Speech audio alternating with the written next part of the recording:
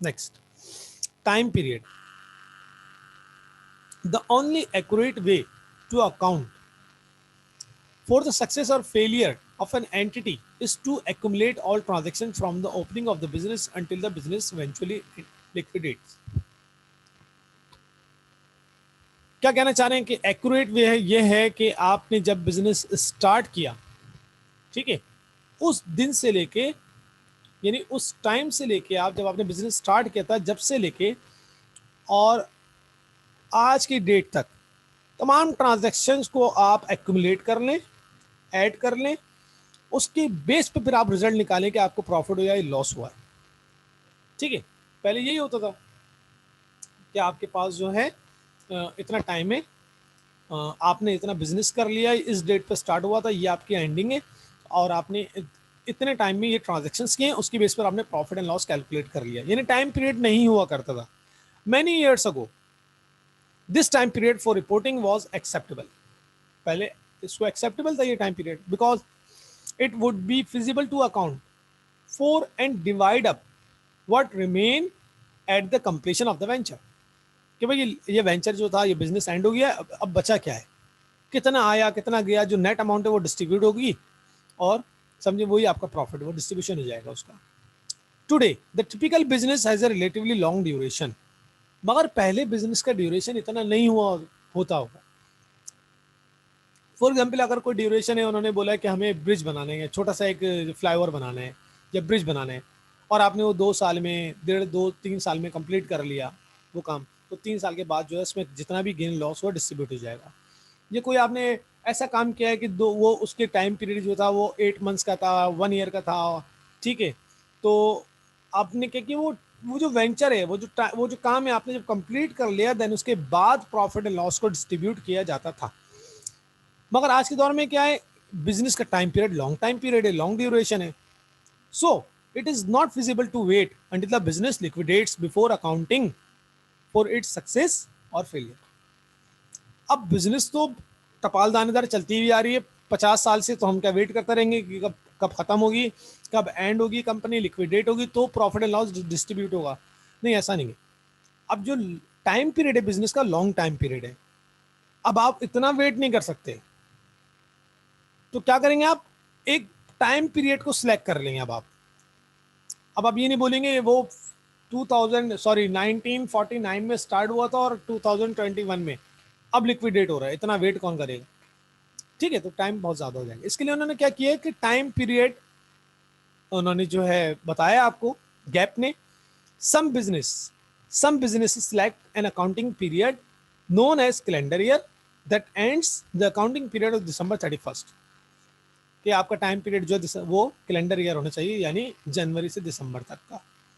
ये 12 मंथ्स होने चाहिए. इन 12 मंथ्स में आप वो काम करोगे जो ऊपर बताया, क्या, ट्रांजैक्शंस को एक्यूमुलेट करोगे, और उसके बाद उसका वो इनकम स्टेटमेंट और बैलेंस शीट जो भी स्टेटमेंट्स बनेंगे, और प्रॉफिट एंड लॉस की कैलकुलेशन होगी और डिस्ट्रीब्यूशन हो जाएगी.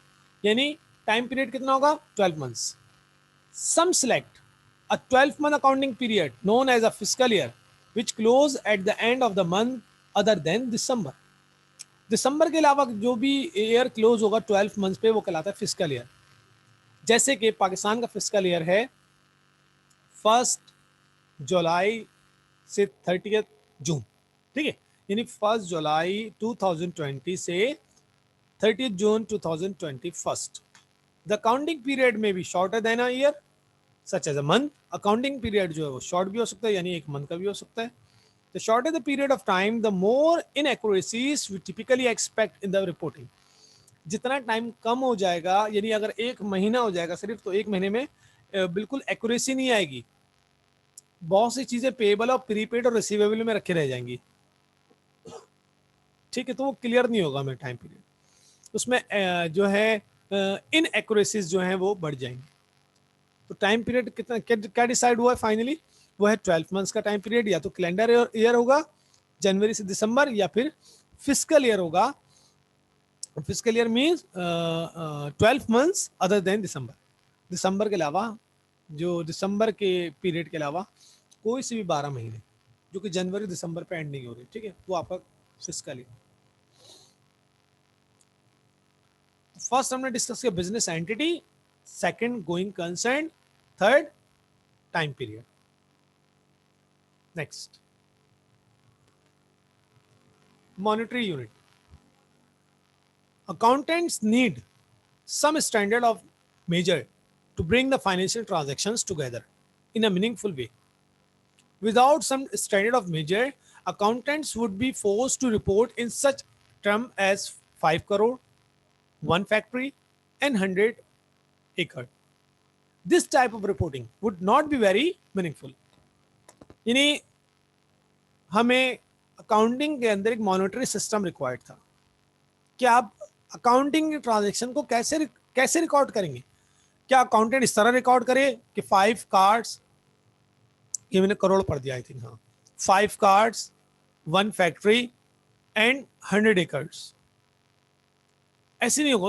उसकी वैल्यू चाहिए. यानी जो भी आप गुड्स एंड सर्विसेज को परचेज सेल कर रहे हैं या गुड्स परचेज कर रहे हैं, उसकी वैल्यू चाहिए. आप ये नहीं बोलेंगे 5 कार्ड्स डेबिट, 5 कार्ड्स क्रेडिट. ऐसे कैसे रिकॉर्ड करेंगे? ये 5 कार्ड्स को डेबिट कर देंगे आप. ठीक है, ऐसा नहीं होगा. जो भी आप गुड्स एंड सर्विसेज को रिसीव कर रहे हैं, परचेज कर रहे हैं, उसकी वैल्यू कितनी है, उस वैल्यू को रिकॉर्ड करना है. ठीक है. There are number of standard of measure such as a yard, a gallon and money of the possible standard of measure. यानी हमारे पास जो मेजरमेंट के तरीके हैं, या तो आप यार्ड में करोगे उसको मेजर, या गैलन में, इतने गैलन हमने लिया है, इतने गज हमने फला चीज लिए, ये इतने पैसों के लिए. Accountants have concluded that money is the best for the purpose of measuring financial transaction. क्या फाइनल हुआ? अकाउंटेंट ने क्या फाइनल किया कि मनी यानी पैसा जो है वो बेस्ट पर्पस है फाइनेंशियल परफॉर्मेंस को मेजर करने का. ठीक है, सबसे बेस्ट मीडियम है समझ. Different countries call their monetary unit by different name. For example, Japan use the yen. Different countries also attach different values of their money. $1 is not equal to 1 yen. Thus, financial transaction may be measured in terms of money in each country, but the statements from various countries cannot be compared directly or added together until they are converted to a common major monetary unit, such as the dollar, US dollar. अब Japan में येन चल रहा है, America में dollar चल रहा है. ठीक है, ये मॉनेटरी मेजरमेंट है. यानी इसके जरिए से आप फाइनेंशियल स्टेटमेंट को प्रिपेयर करते हैं या फाइनेंशियल ट्रांजैक्शन को रिकॉर्ड करते हैं, यानी मनी के अंदर. बाकी जो अदर हमारे पास मेजरमेंट हैं, यार्ड, गैलन या दूसरे कुछ, उसमें हम रिकॉर्ड नहीं करते, पैसों में रिकॉर्ड करते हैं ट्रांजैक्शंस को. ठीक है.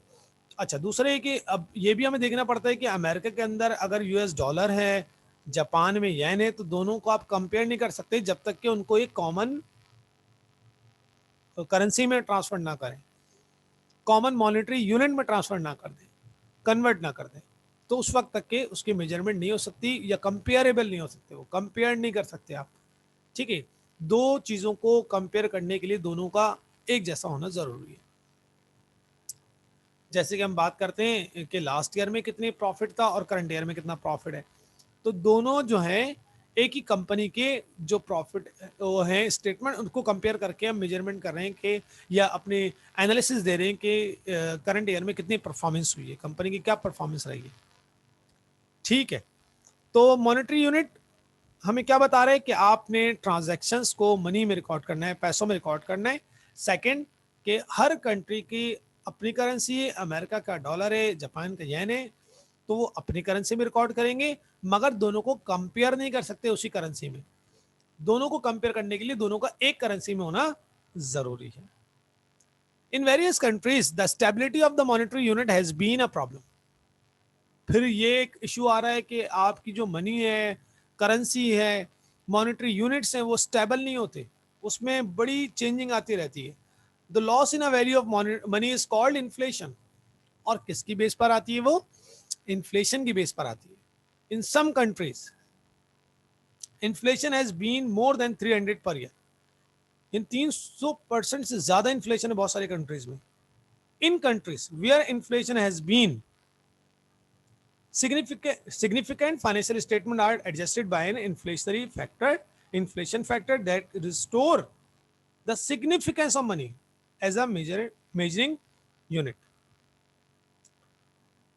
ठीक है, तो क्या होता है, ये जो इन्फ्लेशन है ये मनी की वैल्यू को लॉस करता है, कम कर देता है. How ever a completely acceptable restoration of money as a meaningful unit cannot be made in such cases because of the problem involved in determining an accurate index. इसलिए कि हमारे पास कोई एक्यूरेट इंडेक्स नहीं है कि हम उसको मेजर कर सकें कि ये जो आज प्राइसेस इंक्रीज हुई हैं ये किसकी बेस पर हुई हैं, ये एडवांसमेंट की बेस पर हुई हैं या फिर इन्फ्लेशन की बेस पर हुई हैं.